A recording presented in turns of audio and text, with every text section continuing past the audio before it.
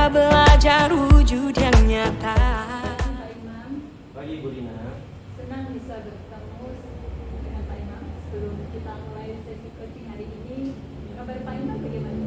Alhamdulillah, ini kabar baik Bu. Terima kasih. Saya hari ini sangat antusias di sesi siang hari ini.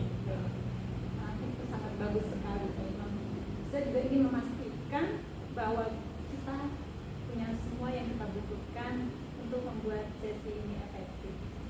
Apakah ada hal khusus yang ingin Pak Imam fokuskan hari ini?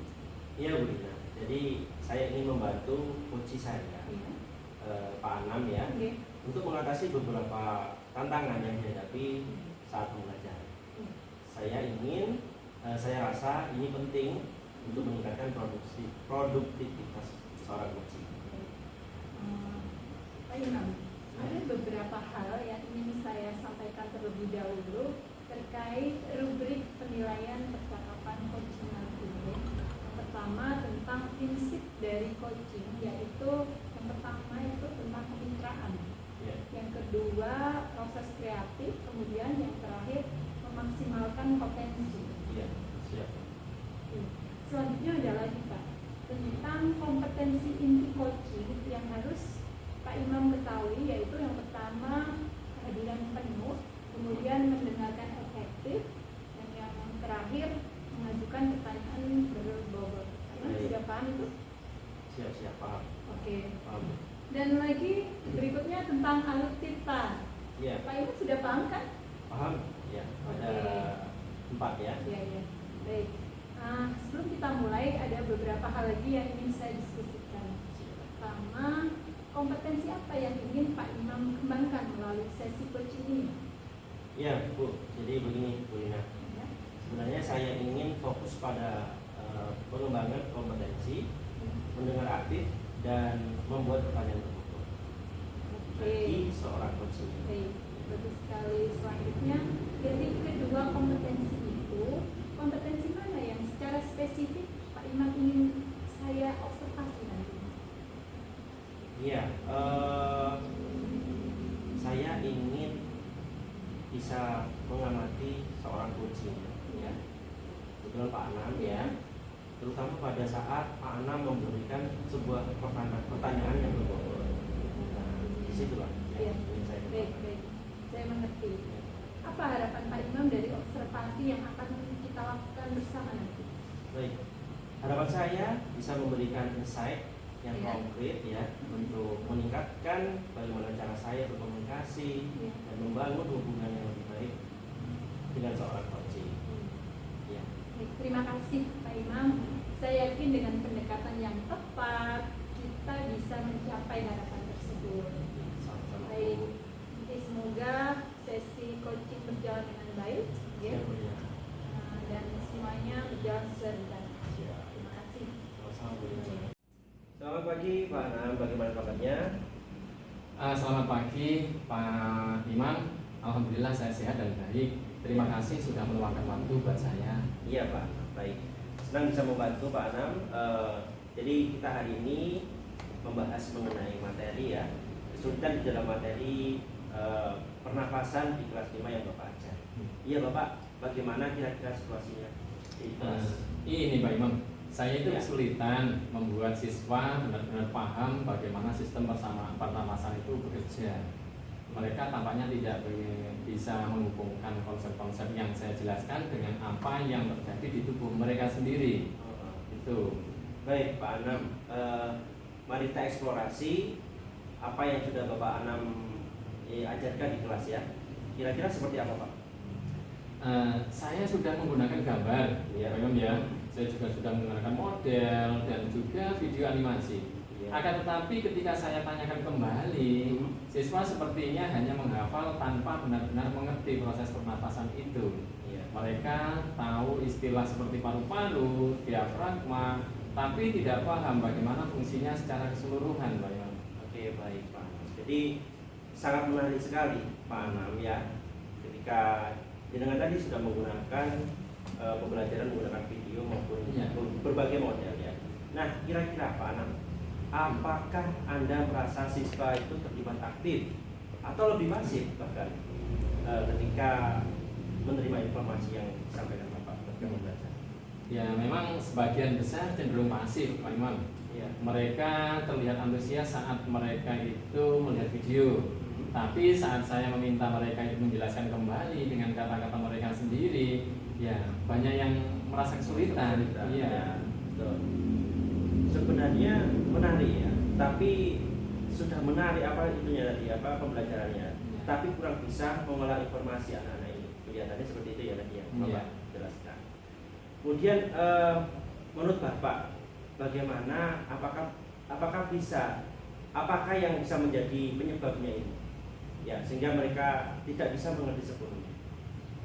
Kalau saya pikir mungkin ini karena materi ini agak abstrak bagi mereka, Pak Imam. Abstrak. Iya. Proses yang terjadi di dalam tubuh tidak mudah mereka bayangkan atau mereka kaitkan dengan pengalaman sehari-hari mereka. Oh, betul.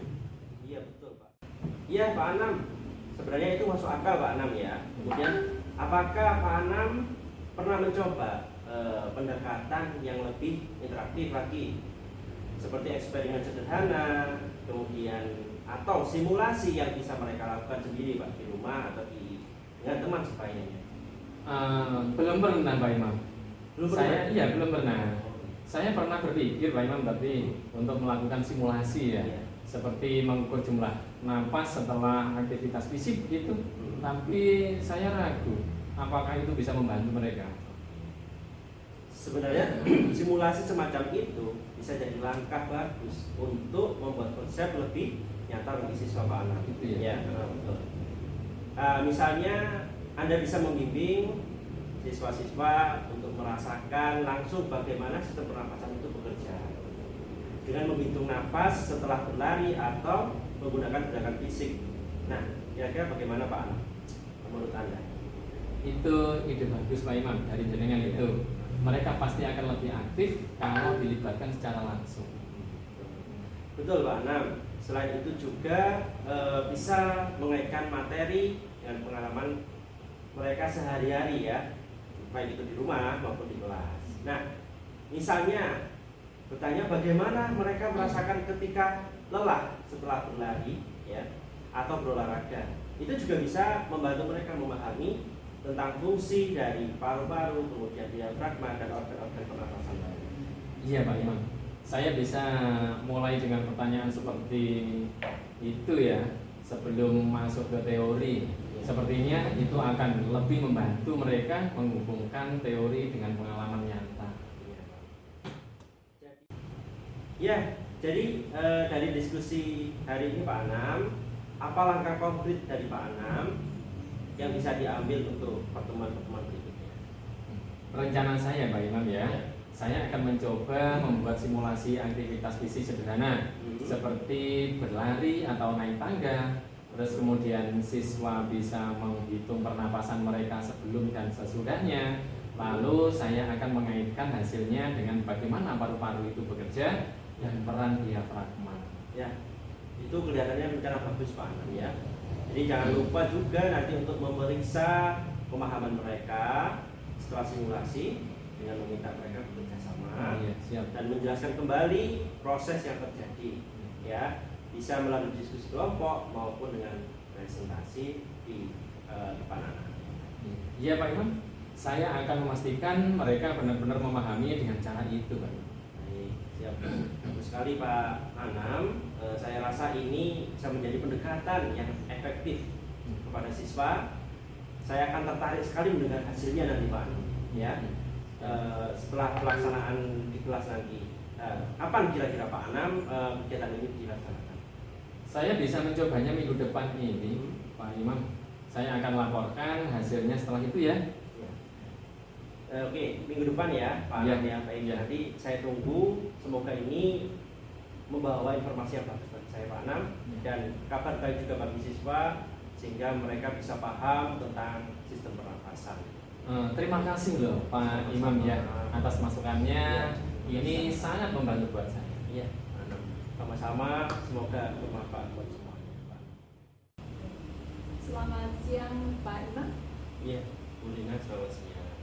Bagaimana menurut Pak Imam sesi coaching yang baru saja dengan lakukan? Saya merasa sesi tadi berjalan cukup baik ya.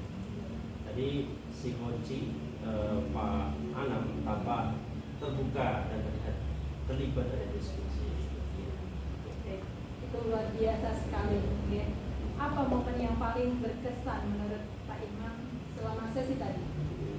Saya pikir ketika Pak Anam memulai membagikan pengalaman pribadinya tadi ya, itu membuat saya lebih mudah untuk menggali masalah yang dihadapi oleh Pak Anam.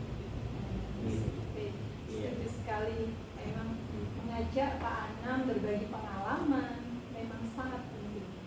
Oh ya, tadi saya lihat Pak Imam sudah berhasil membuat pertanyaan berbobot yang bisa menstimulasi coaching sehingga Pak Anam mempunyai ide membuat siswa merasa bisa belajar lebih kontekstual melalui simulasi sederhana. Iya. Selain membuat pertanyaan berbobot, Pak Imam masih ingat kompetensi apa lagi yang ingin dikembangkan? Iya, ada Bu Rina ya. Yaitu dengan mendengar lebih aktif, Ya. dengan artian diskusi berbicara ya, kemudian kehadiran penuh untuk lebih bersikap terbuka dan sabar. Gitu. Apakah ada tantangan yang Pak Imam hadapi selama sesi?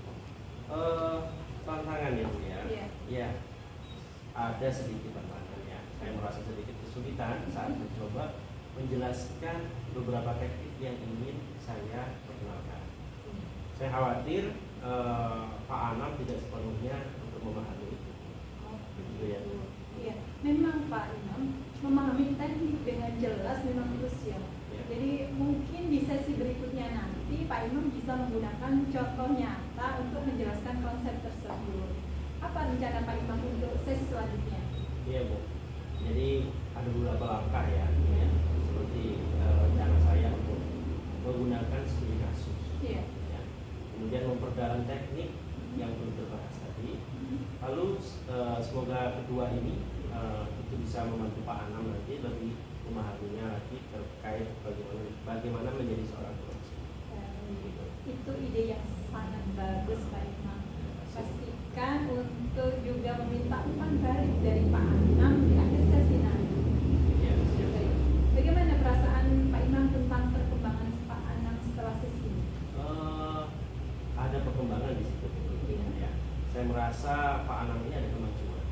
Ya, tampak terlihat bahwa Pak Anam sebagai coaching sekarang ini semakin lebih percaya diri dan lebih siap untuk menerapkan teknik yang kita bahas. Baik.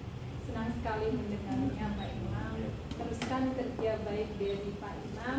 Jika ada yang ingin dibahas lebih lanjut atau butuh dukungan dari saya, jangan ragu untuk menghubungi saya. Oke? Baik Bu, siap. Nanti akan saya hubungi.